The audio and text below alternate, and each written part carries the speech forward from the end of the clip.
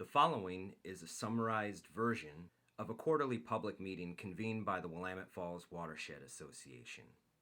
In part, the meeting included presentations, a regional roundtable, and a discussion that included the membership process, public-private partnerships, association next steps, as well as action items for 2011, a winter 2012 conference, and much more. Out in Columbia, there are a number of different organizations that are complementary, not competing. Still a lot of work to be done out in the Columbia, we could all agree.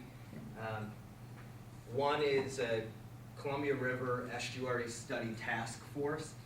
They are on paper a COG, or a Council of Governments, but it's more than anything a science-based technical arm for some small cities and counties out there that frankly cannot fund full-time staff on their own. So they have about a staff of 5 people, an executive director. They function to provide those services. I'll send a link. There's also the North Coast Watershed Association. That is a combination of different watershed councils that are also small and don't have many big cities out there, as we all know, so it's hard for them to do that job on their own. They don't have a lot of federal land holdings either, so state forest would be like one of the primary landowners. They coexist. And then the Lower Columbia River Estuary Partnership would be a third entity that provides a certain level of technical assistance and support. And then you have the Columbia River Intertribal Fish Commission, which I won't try to explain what they do, but yet again another entity out there not competing but collaborating to try to achieve environmental compliance, whether it's Clean Water Act, Endangered Species Act, or state and local goals. So then we have a big gap right here, frankly. And hopefully the way that this association would work out in the long run might be a combination of a bunch of different entities mutually working together. The one thing that needs to be done is a basin assessment for the development of projects. Commissioner Lehan is very much concerned and involved in this problem. And her instructions were, Scott, we've got watershed councils. We've got all of them with, it sounds to me like, pretty much the same sort of goals and objectives, and also many of the same problems.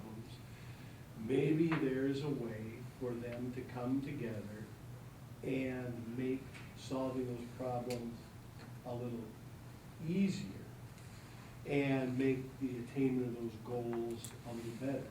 And I said, I don't know anything about fisheries or watershed councils. And she said, yes, Scott, but you can write agreements and you can talk to people. And so if the Willamette Falls Watershed Association is going to go forward, there has to be some basis for understanding, some common ground as to how you have an umbrella organization that helps everyone obtain their own objectives, yet does not compete with the individual entities in their own mechanisms. And so what I'm here to do is to be part of that process, facilitate the process. We've come a ways towards it. We've got memorandums of agreement with Pudding River, the Greater Oregon City Watershed Council that says, well, yes, there's something here we'd like to explore further. Let's get to the point at least where we make an agreement now to agree later and see where it takes us. And so my function is not at all to tell you what to do or put any restrictions on it. My function is, if you come up with a good idea where you can all work together, I can put it together in an understandable piece of paper.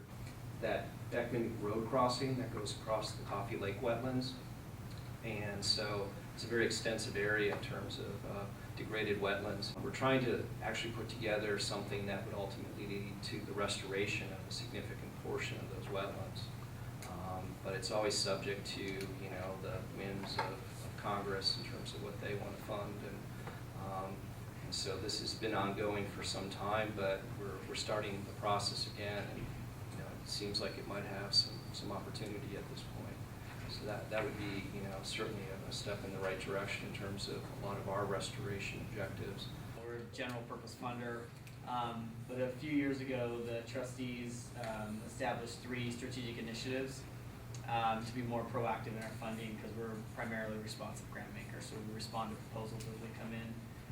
One of those initiatives is the Willamette River Initiative, and through that, we are funding restoration projects in the Willamette Valley, above the Willamette Falls. So we're not funding anything from the falls to the valley.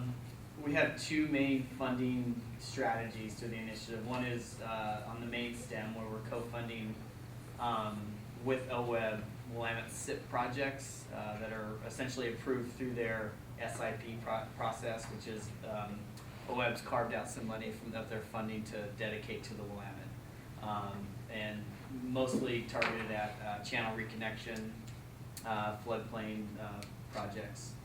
And so we're essentially funding a lot of the non-capital aspects of those projects that get approved by OWEB for capital funding, and then we'll pick off some of the outreach and planning pieces that are non-capital. We're doing a lot of outreach, some targeted outreach, and also working with Metro, who owns a lot of property within our watershed area. Can't say that we have things on the shelf waiting for, other than what is determined through our work plan this year. And we do want to start working more with private landowners and do some fish passage barrier removal, some more invasive removal and things of that nature. And something else that needs to be explored more, in my opinion, is toxics. Before I came, I was having a conversation with one of our lamprey individuals within our office, and he was telling me that they're seeing a worldwide decline in lamprey populations.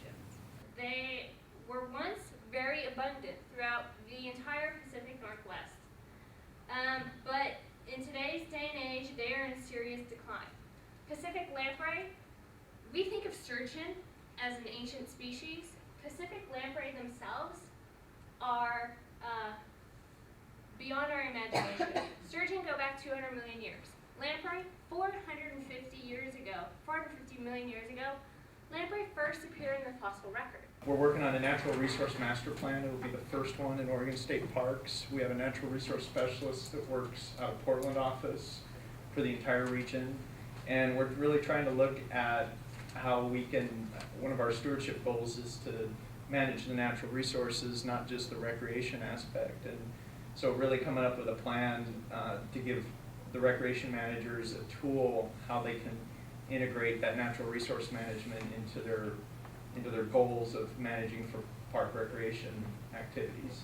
In the Tualatin, the Watershed Council has an annual agreement with the U.S. Bureau of Reclamation to implement a mitigation plan for winter steelhead associated with the existing Hag Lake Dam on Scoggins Creek. And we have a 5-mile reach of Gales Creek, which is a major tributary of the Tualatin at Forest Grove. We use the money from that contract to I can't think of the word. Leverage, thank you. Leverage funding from other grantors, OWEB, and implement major in-stream habitat restoration projects with private landowners where they're willing and where we have the design work along Gales Creek. And I think we all know how finances have went, cities and municipalities and counties and all. Natural resource staff is typically the first to get cut. So, like I said, I think there's an opportunity to go forward as one.